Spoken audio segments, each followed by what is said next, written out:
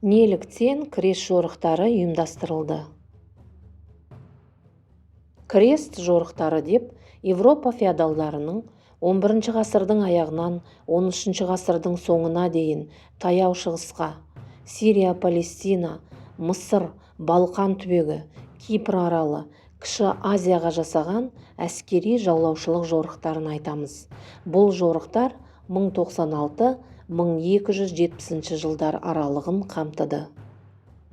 Ислам әлеміне қарсы жорыққа аттануды екінші Урбан папа бастады. Ол 1095 жылы Клермон қаласында шіркеу жанына жиналған халықты Византияның түрік салжұқтарына қарсы күресіне көмектесуге, Иса пайғамбар жерленген Иерусалимді мұсылмандардан азат етуге шақырды. 1096 жылдың көктемінде Франция мен Германияның ондаған мың кедей шаруалары соғысқа аттанды. Аш-жалаңаш кедейлер жолдарындағы венгрлердің, болгарлар мен гректердің жерлерінен өтіп бара жатып, жергілікті халықты тонады. 1097 жылдың басында крестшілер Константинопольге жетті. 1099 жылдың шілде айында кескілескен шабуылдан кейін крестшілер Иерусалимді алды. Екінші крест жорығын француз королі Людвиг VII және неміс императоры Конрад III басқарды. Олар Кіші Азияда салжұқтардан жеңіліп қайтты. Үшінші крест жорығын неміс императоры Фридрих I Барбаросса, француз королі Филипп II Август, ағылшын королі Арыстан жүрек Ричард I басқарды. Ол жорық та нәтижесіз аяқталды. Иерусалим мұсылмандардың қолында қалды. Төртінші крест жорығын 3-ші Иннокентий папа ұйымдастырды. Крестшілер христиандар қаласы Константинопольді басып алып, оны талан-таражға салды.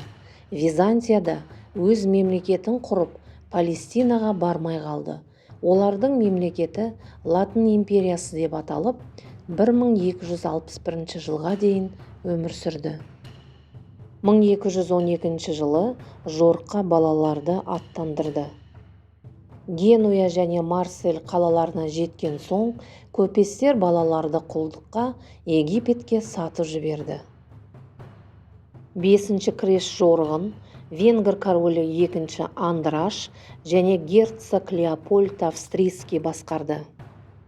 Олар Дамаск, Наблус, Бейсанды басып алды.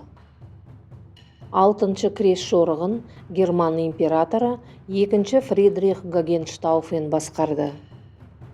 18 наурызда крестшілер Иерусалимге соғыссыз кіреді. 7-ші крест жорығын ұйымдастырған 4-ші Иннокентий, 9-ші Людовик болды. Бұл жорықтың негізгі мақсаты Иерусалимді қайтару. Мансур бекінісінде крестшілер Муазам Тураншахтың қоршауында қалады. 8-ші крест жорығын 9-ші Людовик басқарады. Бұл жорықтың мақсаты Тунисті жаулап алу.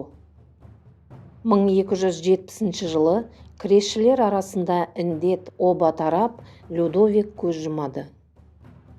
1-ші қараша күні Тунис әмірі Людовиктің інісі Шарльге толық көлемде құн төлеу туралы келісімге қол қояды.